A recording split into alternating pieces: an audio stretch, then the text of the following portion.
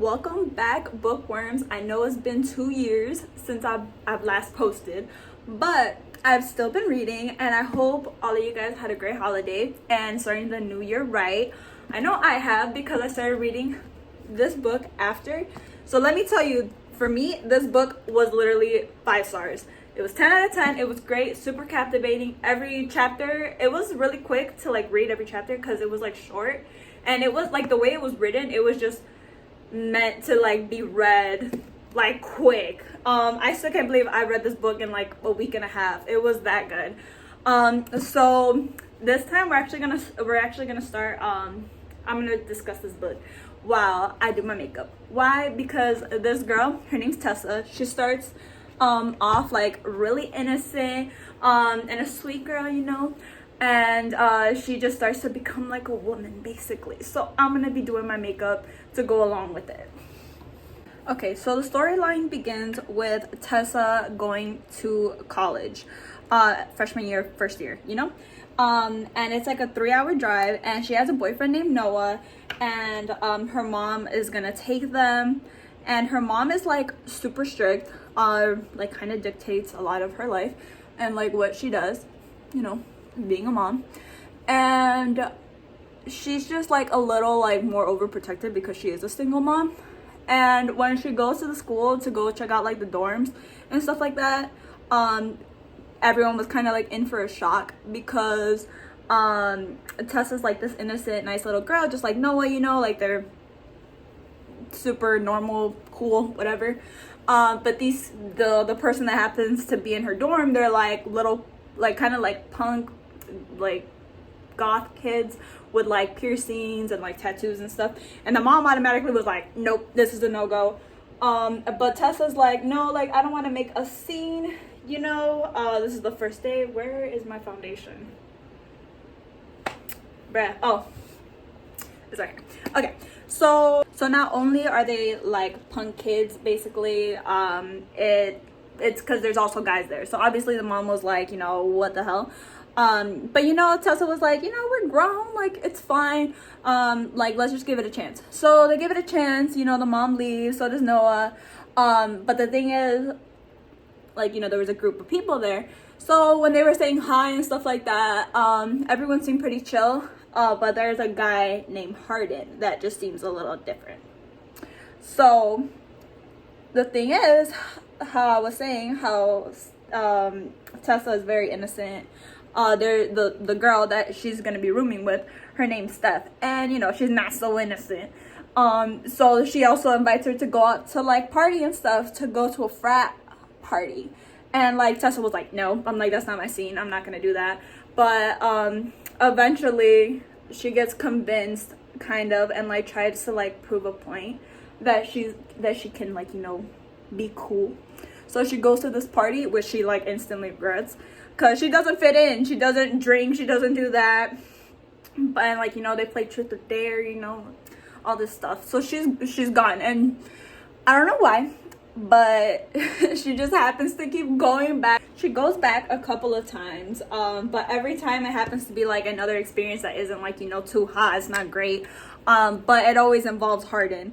So regardless, you know, the parties, like, they eventually end, so they go to school, and that's like the main reason why Tessa went. You know, she's a good girl. She's here wanting to get her classes on time, doing her homework like weeks before. So she wants to like meet like people like her, you know, like there has to be like people like her. So she meets someone. His name's Landon, and he's cool, you know, like they talk about school. He also has a girlfriend, and you know, they chit-chat it up. And this is when like their last period class, basically, it's for literature. And in this class too, guess who's there? You guessed it, Hardin's there.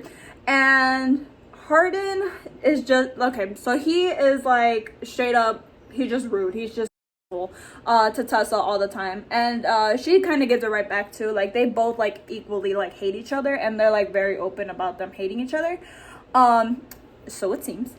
And in this class, like after class, he starts to say is like, you would like befriend like the lamest person here, like you guys are lame basically. But she's like, I don't care. I'm like, I don't care about what you have to say. because I'm here doing my thing. And she goes back to her dorm. While she's back in her dorm, you know, her planning ahead, because she's a very like plan ahead type of person. She's just planning to stay home and, you know, do schoolwork or watch a movie, talk to her mans on the phone. During the times too that she did go to the party, he told her mom, so that wasn't great. So they had like a really good relationship and stuff like that, like between like the mom and like her boyfriend Noah. So that's why he's like, you don't have to tell my mom everything. And that's when like there starts to like become like some type of shift in their relationship. And also during this time when she went to like the party, she happened to go into Hardin's room by mistake, and she was just kind of like snooping around, noticed that he had like some books, some like classic books. Like, why would he have like these books? And then he ended up coming in, and Hardin, you know, blew up. It's like, what are you doing in my room? And then she didn't know, like, you know, she had to like make an excuse, but there was no excuse, you know, get mad as get out of my room. And that kind of just started to like make her think like about him a little bit more like in depth. Like, how is this hard guy gonna be into like these type of like literature books and stuff like that? And that's when she starts to like kind of like low-key start to get like intrigued by the guy. On top of that, when they had like their frat parties and stuff, you know how I said that they would play truth or dare? So while they were playing and stuff, it came about that Tessa was a virgin. So that's when you know, everyone was just like, you know, they really weren't surprised either, because she just gave off that vibe. But everyone knows in their friend group, which again, in their friend group, it seems decent. There's like no real problems other than, you know, Hardin being an, and that's not like just to her, but he's just like extra to her. The whole book is basically was like, you know, when a guy says like they're mean to you because they like you, it's kind of like that, like during the whole book. So during one of those frats parties or whatever, Tessa had like that opportunity to like be real close to Hardin. It was like in their room, and she ended up kissing him. So that's kind of like how it all started, of like starting to be like have like a little like affection with being like, they happen to start having like kind of like encounters, and he would like want to like hang out with her. So there was certain times that they went out, and when they went out, like, you know, Hardin like did things to her like she's never experienced before. So obviously she's like, boy, and she has a man. Like, we can't forget she has a man. So long story short, when it came to that, Hardin basically gave her like kind of an ultimatum, because Noah would also show up. Like, he showed up to like see how she was doing, because girl would just like turn off her phone. She's like, I'm not trying to deal with that, like, I'm doing my thing over here. So again, I'm like, not a good situation, but at the same time I was like, what's Hardin's problem? Like, that has nothing to do with him. This is her life, and like, he hates her, so like, go away. But he doesn't. And so he puts her in like this position, and Noah, being like what a great kid he is, wants to like forgive her and everything, but she doesn't want that. She wants Hardin. And the crazy part is like, they're like, technically they're not good for each other, but there's like the feeling, the chemistry's there. And you know, when the chemistry's there, you don't care what anybody tells you, like, you're gonna say, yeah. I was like, that's what I want to do, and that's what I'm gonna do. So her mom eventually shows up to the place and finds out like kind of what's going on, of like, hey, like, you're no longer with Noah, like, you're going out to parties, like, you're not the daughter that I know. And then she just has to like stand up for herself, because now she has to like step up to the plate, like, hey, you're not gonna be with this man, well then what are you gonna do? But her mom like doesn't want to hear it. She wants her to go back with Noah, and point blank period, like, I spoke to him and you guys are gonna be together. And she's like, what? That's not what I want. But so she even threatened to stop paying for her dorm. So that's like the thing too, that it's like, wow, so you're really gonna do that? Like, so she starts to like think about it. But not too hard, because you know, as soon as her mom leaves, she's gonna end up doing whatever she wants, but she needs to like start getting it together. So she wants to like get an internship program for publishing, because that's what she wants to do. Like, she loves writing and like reading and all that stuff, especially the classicals. And the thing is, with Hardin, his like dad is the chancellor of the school, and he, you know, they do good for themselves. At this point, Hardin has been really hot and cold. Like, he would really show like his feelings towards Tessa when they're like alone, but like in person, like it's still very secretive. Like, he doesn't want like his friend group to know, but like, she doesn't want to be no secret, you know. Like, she already like broke it off with Noah. Like, she wants like something for real. Like, she's not one of Hardin's like side chicks, which Hardin was a hoe, okay? Like, he is still like technically a hoe. So that's why she's like, I'm not like down for that. Like, I didn't like put everything on the line and like threw everything away. Like, the relationship that I had with Noah for years, like they've known each other since they were like kids, and then to just leave it all is like, wow. And then here's the relationship with the mom. There have been times though that Hardin has like shown affection like in public and stuff, that she was actually surprised too, like how he would be. Like, it seems so real, like something could come from their relationship and stuff.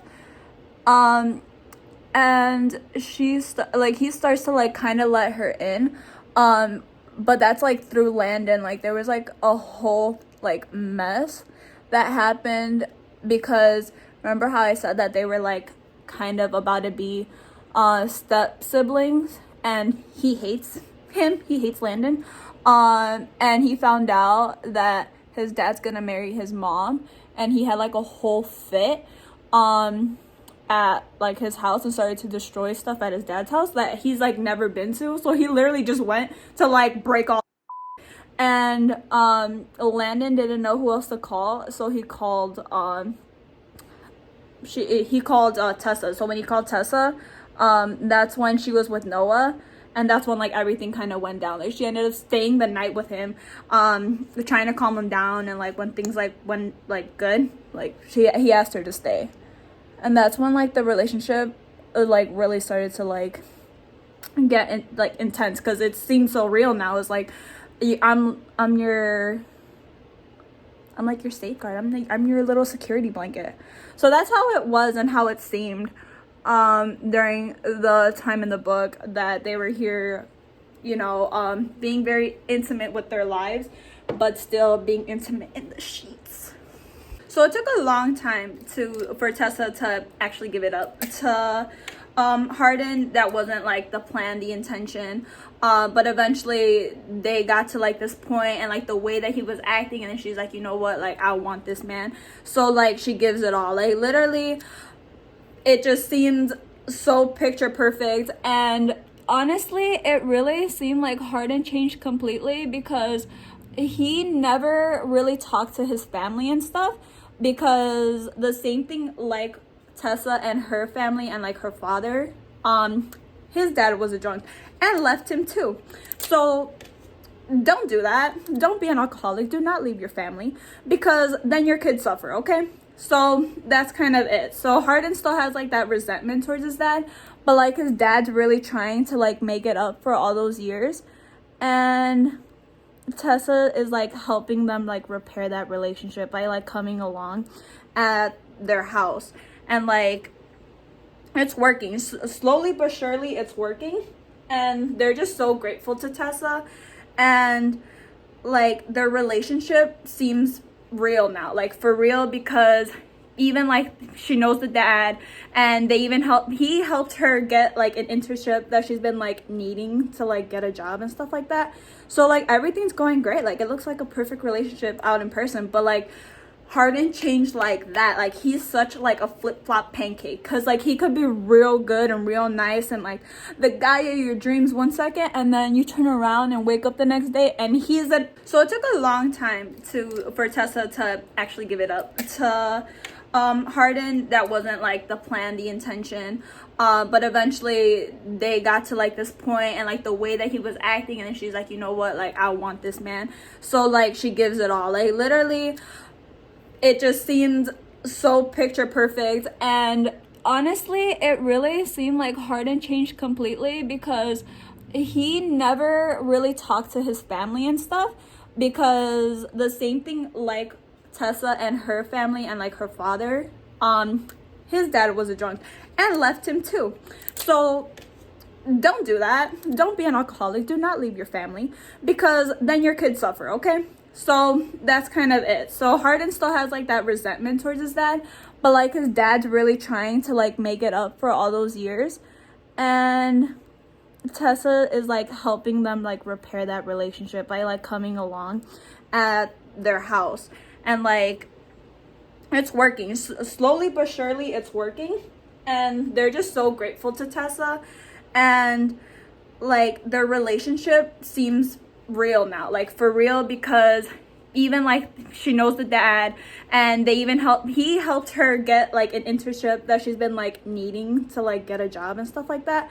So like everything's going great. Like it looks like a perfect relationship out in person. But like Harden changed like that. Like he's such like a flip-flop pancake, because like he could be real good and real nice and like the guy of your dreams one second, and then you turn around and wake up the next day and he's still so that's like the only real problem with it.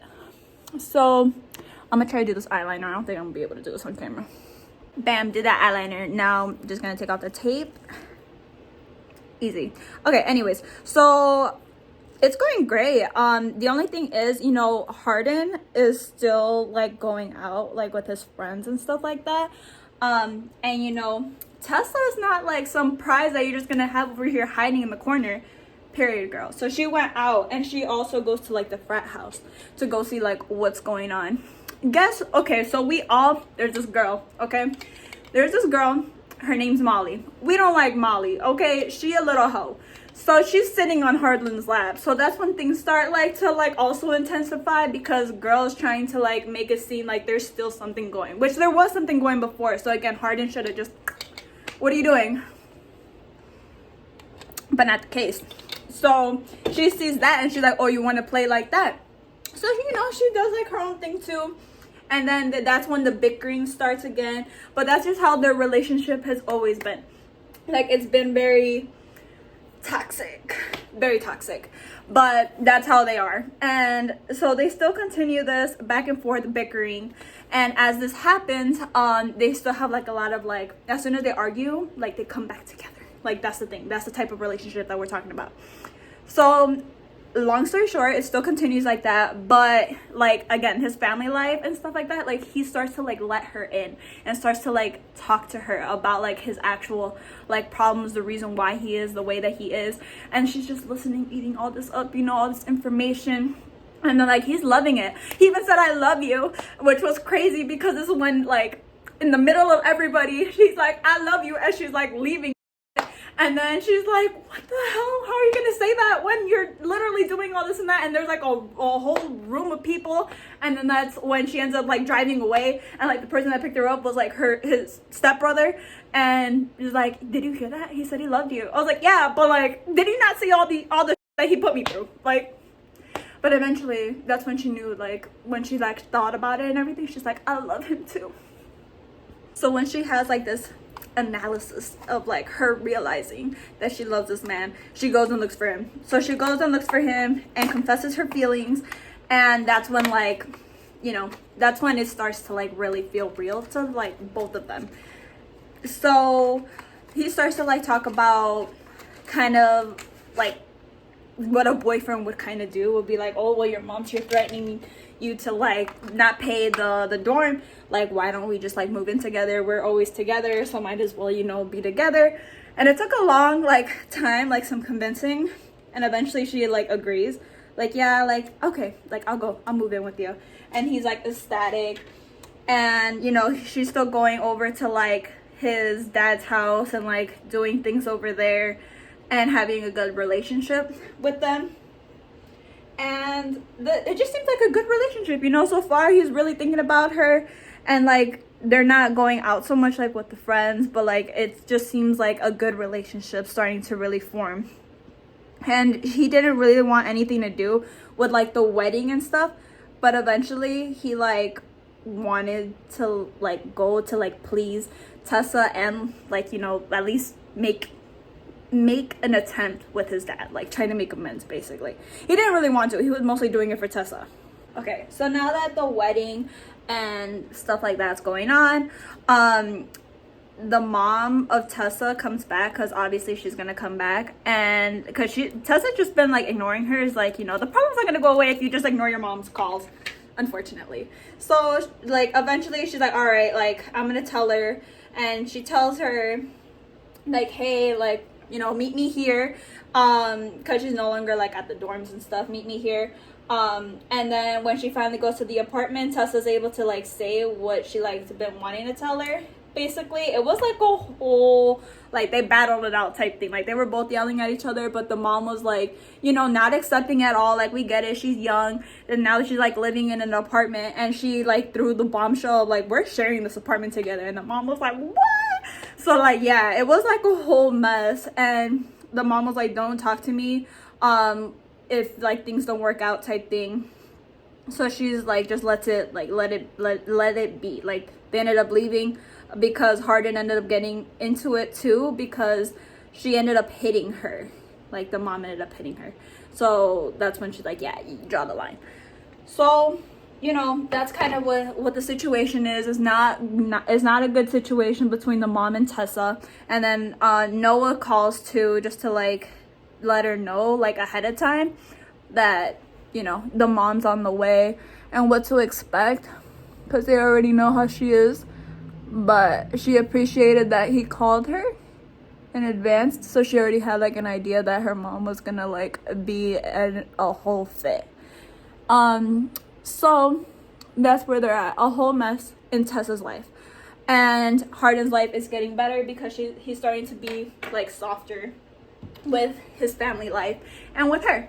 So this is what's going on. Everything seems fantastic. So there was a day that Hardin didn't come back from a day after work, because he also works, but she never really sees him work. He's always like with her, like somehow he always makes time to like do everything he wants and like never sees her work. So he's like, oh, okay, like, you know, do you. But eventually he didn't come home. And when he didn't come home, like she also was talking to like someone at her job like about it. It's like, yeah, you have to make sure like that's not acceptable, blah blah blah, because then they're gonna start doing this and this and that, and you know, you gotta lay the law. So that's what she did when he ended up seeing her. But like again, it still started an argument, and they ended up being cool because this dude also has night terrors, and Tessa's just always there at night trying to comfort him. And then that's when he's like, oh, thank you so much for being here. And she just like, she still remembers all the stuff, because you can't forget, you know, like you gotta like bring it up again, because it's not over and forgotten until we talk about it. So he also starts to like be more distant too, and as he's like being distant, Tessa wants to know like what's going on, like why are you missing, why aren't you telling me this and this and that. So she ends up like trying her best to try to get answers, and as she's doing this, she ends up at one of like the bars or restaurants or whatever, like by the area on campus, and like they all happen to be there, like the group of friends and stuff. So when she's there, Motley's there too, you know, everybody's there. So when they walk in, she starts to like, you know, just talk to them, and eventually it comes out like when Harlan comes in, it's like that's when Molly comes in too, like they're together again. Why are they together? They shouldn't be together. So it comes out like the whole reason why Hardin's with Tessa, and then she's like, what do you mean? Because she ends up saying, like, Tessa ends up saying in the middle of like the restaurant when they're here talking, like, we're together, like we moved in together, we have our own apartment, so that's why I'm not living with you, even though Hardin told her roomie that she basically got another dorm, so that's why she's not there no more. It's like, wow, so you lying, bro. Like, he's still lying about it. So after all that happens, Molly's the one that basically initiates the fight this time. She ends up saying like, oh, tell her like the real reason, like why you guys are like even together. And Hardin's basically telling her to shut the hell up. But she doesn't, because she's like that. But you know what? She needed to know. So she like kept asking like, what is it? So during like the whole truth or dare type thing, it was a dare between his little buddies too. And the bet was that Hardin wouldn't be able to like take her virginity, and he did now. So it's like, wow. And they like paid him out, like they paid him out, and he basically just embarrassed the hell out of her. And she like left, and then the buddy's like, no, like come back, Tessa. And she's like, boy, I'm like, I gave you so many opportunities, and you keep like making me look stupid, you know? So that's basically what happened. It's like, bro, I was like, no way. But I believe it, because again, he's the... So as he's leaving, well, she's leaving. She's like, I'm tired of this. Like, I'm going to leave. Like, I cannot believe all this is going on. So she's leaving, and she goes into the car with one of the guys that like was in the friend group, which she's like, they're not even my friends, bro, they're his friends. So she's like, I should have known. And then she's, when she also looked at stuff, like, bro, you couldn't tell me, like it was a bet, like you literally were like my friend, and I thought you were my... And like she just looked guilty, like no one told this poor girl. So yeah, so she ends up going into this dude's car as they drive away, and she just like wanted like it to be quiet, but then it ended with like her wanting to know everything. She's like, you tell me everything. And that's how it ended. It was so good. It was so good. So wasn't that good? So yeah, so now I'm like gonna read this. This is the second one. This is what's going on next. So I'm so excited. I'm gonna start reading this like literally tonight. So I hope you guys enjoyed my little discussion, my little summary of the book, and my little makeup look. So yeah, I'll see you on the next one. Bye. Hopefully it won't take 2 years.